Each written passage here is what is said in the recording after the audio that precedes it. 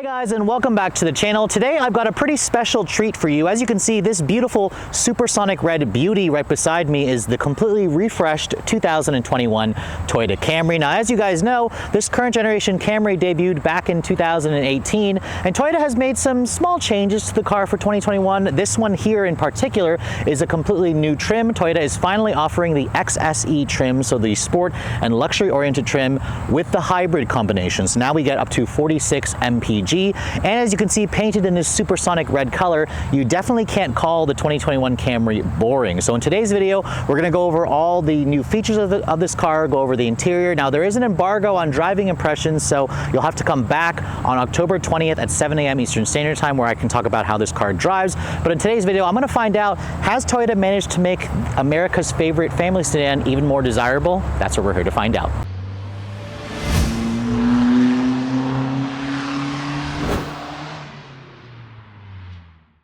All right, so as you can see, the 2021 Camry got a pretty insignificant refresh for 2021. In fact, I literally had to stare at this thing for quite some time and compare it to the 2020 Camry to even see the differences. Obviously, the XSE hybrid trim is new this year, and Toyota has made small changes to all the trim lines of the Camry. Now, the first thing that obviously pops out on this car is the supersonic red exterior color with the midnight black painted roof. That's a $500 option that, of course, Toyota has offered on the gas model Camry for a while, but this is the first time we're seeing it offered on the hybrid, which is definitely a nice addition. You can definitely tell this is the hybrid model, of course, from the blue Toyota badge at the front. And Toyota says that they have updated the grille for 2021. The main thing you're going to notice that I'm seeing, there's a new honeycomb style insert in the lower part of the grille, and there's also this new silver trim at the lower front skirt of this thing. It makes the Camry look a little bit more aggressive. I mean, I still don't always love the grille design of this current generation Camry. As you guys know, it came out in 2018, but it's definitely something that stands out, and all Camrys come standard with full LED headlights. The XSE grade includes the premium LED, so you have LED low and high beams and LED daytime running lights and turn signals. Previously, if you guys wanted an SE Camry, it had incandescent turn signals, so now you get the premium headlights with the hybrid trim. Now, backing away, you can see this is one sharp looking sedan. I'm really impressed with how well this Camry has actually aged. I really like the color combination of my tester. Obviously, there's a very subtle hybrid badge here at the side of the vehicle. These 19-inch wheels, as you can see, are included when you guys go for the XSE trim. So this is the biggest wheel you can now get on a hybrid trim. These are wrapped in 235 series tires. Of course, the Camry hybrid remains a front-wheel drive option, so that's something to keep in mind. If you guys want all-wheel drive, you have to step down to the 4-cylinder model. Now, backing away, the Camry's dimensions haven't changed. This is riding on the TNGA-K architecture. It's 192.7-inch long overall length. It puts it right in the middle of its competitors. Its wheelbase is around 111 inches long. So again, this is a mid-size family sedan. Now, above me, or above the car, you can see no panoramic roof is available on the hybrid trim. Instead, you just have a standard sunroof for another $800 that my tester has, and the black painted roof option, which again, looks fairly nice. The XSE grade, again, includes things like that really subtle rear lip spoiler that's painted black. You now get the full LED taillights with LED turn signals. The SE used to also give you those fake vents, but you couldn't get the LED turn signals on the back. And you can see the XSE hybrid includes a dual exhaust setup, but not the quad exhaust setup that you're going to get, of course, on the gas-powered or V6-powered XSE, but this is still a really nice improvement over an XLE hybrid, which you could get last year. Now, the trunk capacity of the Camry hybrid also hasn't changed. Toyota puts the little button to the side, and the trunk capacity measures 15.1 cubic feet. The beauty about this generation Camry is the hybrid, the battery pack, lives under the rear seat, so trunk capacity isn't affected from the gas model. Now, under the hood of the Camry hybrid, things also haven't changed. In fact, the entire Camry family for 2021 is completely unchanged when you look at the powertrains. Now, just like the other hybrid models, it still has a gasoline 4-cylinder with an electric motor. So it's a 2.5-liter Atkinson cycle 4-cylinder. It's that new dynamic force engine. It makes 176 horsepower on its own. Combined with the electric motors, this car makes around 208 horsepower, which is actually a little bit more than what you're going to get from the gas-only Camrys. It all goes out through an eCVT. Toyota says it's designed to mimic a 6-speed automatic transmission. It's a very responsive transmission, and fuel economy is rated at 44 in the city, 47 on the highway, 46 combined. The hybrid Camrys are only going to be front-wheel drive. If you guys want all-wheel drive, you'll have to step down to a 4-cylinder only Camry, which makes 205 horsepower with all-wheel drive. They still offer this with a V6, of course, a 3.5 liter that makes 301 horsepower. Now the hybrid model weighs about the same as the V6 Camry. This weighs around 3,560 pounds, so just under 3,600 pounds. And Toyota says you'll get to 60 in around the mid 7-second mark. And honestly, it's a really good powertrain for most people in terms of a daily driver. So this is going to be a car that people are going to be able to go, 500, 600 miles on a full tank of gas. And of course, regular is going to be the recommended fuel.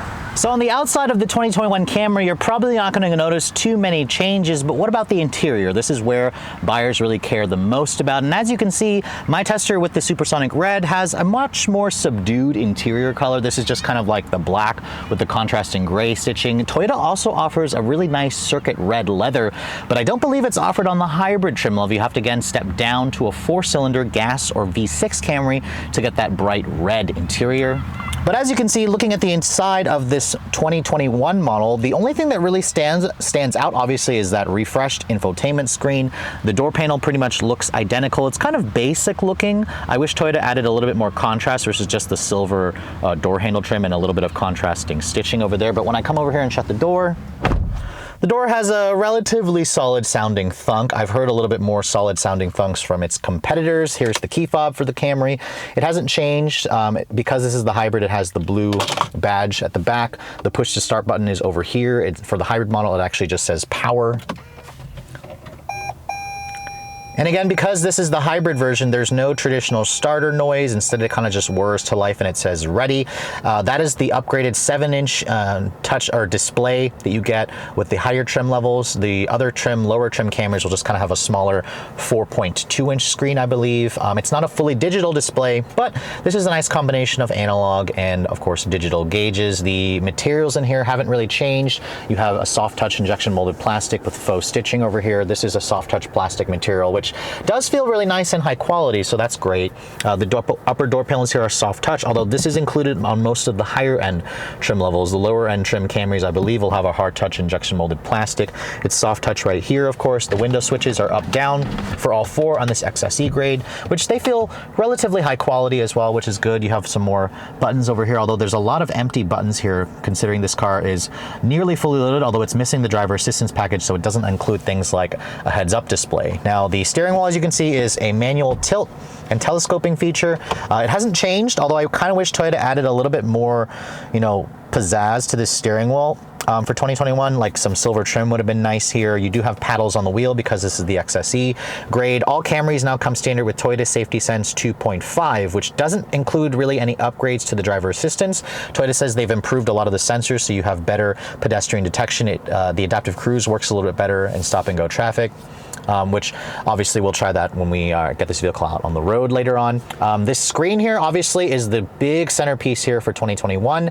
It is now a floating tablet style display in either 7 inches or the upgraded 9-inch display that you see here. This is essentially taken off the Toyota RAV4 Prime, of course. Some of you have expressed your dislike for the floating tablet screen. Toyota especially uses a very thick bezel here. The screen doesn't actually move or anything like that.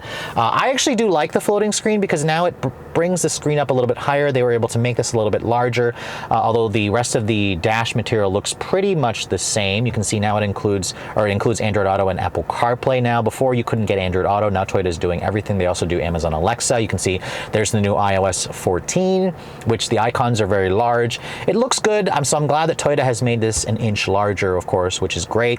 My tester also has the Navigation Plus package, plus the upgraded JBL sound system with 800 watts of power. The JBL sound system includes 9 speakers, and it sounds pretty decent, better than what I've heard in the current generation Accord with its premium sound system. So But of course you can find something like the Hyundai Sonata with its Harman Kardon or Mazda with their Bose, which sounds a little bit better than the JBL system that Toyota uses. Now my tester, because it's missing the driver assistance package, does not include the top-down 360 bird's eye perimeter scan camera. Instead, you just have a traditional backup camera. It's got rear cross-traffic detection, blind spot monitoring, of course, which is nice, but it doesn't have rear cross-traffic braking. That's part of the driver assistance package. So if you're going to back into something, that's when the car would hit the brakes for you automatically. This one doesn't include it. You do get dual zone zone climate control with 2 knobs there for your temperature, 2 knobs again for volume and tuning, which is great. A lot of hard buttons in here. There's a mixture of modern and traditional, which is good. Wireless phone charger over here. You can also put your phone down here. You can see my iPhone is connected there. Traditional shifter for the CVT transmission. It does include a manual and a sport mode down here in addition to the paddles, which is good. You have your different drive modes here between eco, normal, sport, EV, and hold, which actually is a brake hold feature. Of course, the drive modes aren't really too affected too much in the hybrid version, but I'll talk about that later when I drive the car. You get 3-level heated seats because my Tesla's missing the driver assistance package, which is curiously bundling the ventilated seats. So if you want ventilated seats, you got to go for that driver assistance package for another $1,700. This is a nice padded area over here. It's a pretty large storage bin. You got 2 USBs. Toyota actually added a USB-C charging port there for 2021, which is great. This is a pretty good amount of storage, which I really like. The seats, as you can see, are an 8-way power adjustment, but they still don't offer memory seats for the front driver's seat. Even on the XLE trim, Toyota, for some reason, only offers memory seats on the Avalon grade. So if you're looking for memory seats, you don't get that, but these leatherette seats are pretty comfortable and supportive. The heat feels good. You can see the glove compartment is a little on the smaller side. It is very deep, however, which is good. The lid is damped, but it's not lined with felt. It's also hard touch plastic over there. And then if you're looking for a Pano sunroof, the hybrid version doesn't offer that. This is an $800 option that my tester has. Keep that in mind. And then there is some pretty nice LED lighting here. I don't recall if their pre-refresh model actually had the LED lighting, so I'm glad to see Toyota has made some upgrades there. So obviously the interior hasn't changed too much aside from the larger screen, the upgraded safety tech, and the additional features that you can get on the XSE trim as long as you're choosing the right options. And as you can see, looking at the back seat of the 2021 Camry, things haven't changed again. Toyota says that you get around 38 inches of legroom back here, which is about average for the segment. Now getting back here at 5'7", I have a pretty good amount of space. The roof does kind of slant down a bit, but I didn't have to duck my head too much. And once you're back here, you can see there's a pretty good amount of legroom, which I really like. The door, when you shut it, has the same relatively solid sounding thunk. The soft touch materials are actually carried over back here, which is nice. Toyota used to skimp there, if I remember correctly, on the pre-refresh models. The floor is not flat back here, but it's not too much of an intrusive hump. You have rear seat air vents back here. There is an armrest that folds down, but no USB charging ports, no heated rear seats in this vehicle. And the seat backs do fold down in a 60/40 manner, and you get 2 map pockets here. So it's pretty silly to me how Toyota would put a driving impressions embargo on a car that got 0 mechanical changes. I mean, obviously this is a new trim for 2021, but we've all driven the hybrid version of this Camry. Now, obviously I'm not going to break the driving impressions embargo on this car. So if you want to see some driving impressions right now, be sure to click in the link in the description below where you can watch my full review on a 2018 Camry hybrid, and I can talk about how it drives there. However, in the meantime, I can just show you how this car drives.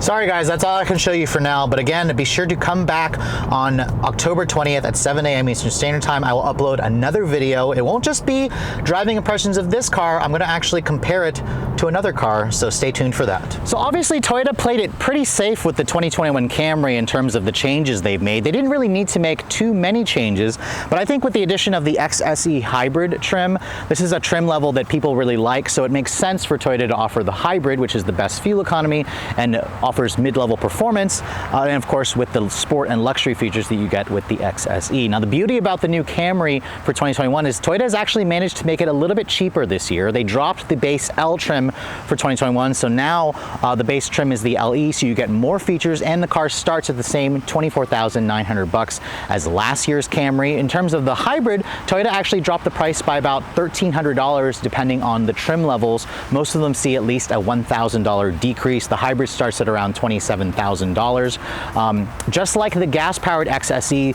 the XSE Hybrid is the most expensive trim. This trim starts at $32,770. Add the supersonic paint, the two-tone roof, the navigation upgrade, audio package that my tester has, and destination, and my tester all in is around $36,700, which again is a pretty good chunk of change considering this is just a Camry. However, if you're going to look at fully loaded versions of the Accord Hybrid, it's going to be right around the same price, and I will argue that the Camry is one of the best mid-size mainstream family sedans you can buy. It definitely stands out. It offers a lot of tech, convenient, and safety features, and even though Toyota doesn't offer all-wheel drive on the Hybrid, this is going to be the perfect daily driver. It makes little sense for me, honestly, to buy something like a Toyota Prius. This is probably why Prius sales have been tanking, because everybody would rather drive something like this, which is sleek, stylish, offers a ton of backseat space and trunk space, and also doesn't look frumpy or weird like the current generation Prius. But with all that said, I hope you guys have enjoyed my full overview here on the 2021 Toyota Camry. Again, if you're looking to see full driving impressions right now, be sure to click on the link in the description below, and you can watch my review of a 2018 Camry Hybrid, which will drive essentially the same, or you can wait until 10:20 at 7 a.m. Eastern Standard Time, while I'll be uploading another video with this Camry Hybrid, and of course another car that I'm going to be comparing it to, which I can talk about the driving dynamics of this car then. But with all that said, I hope you guys have enjoyed my full overview on this car. If you're also looking to see the latest cars I'm testing, be sure to follow me on Instagram at redline_reviews, like us on Facebook, and as always guys, please keep subscribing to the Redline Reviews YouTube channel for all the latest reviews. Thank you so much for watching. I'll catch you all in the next video.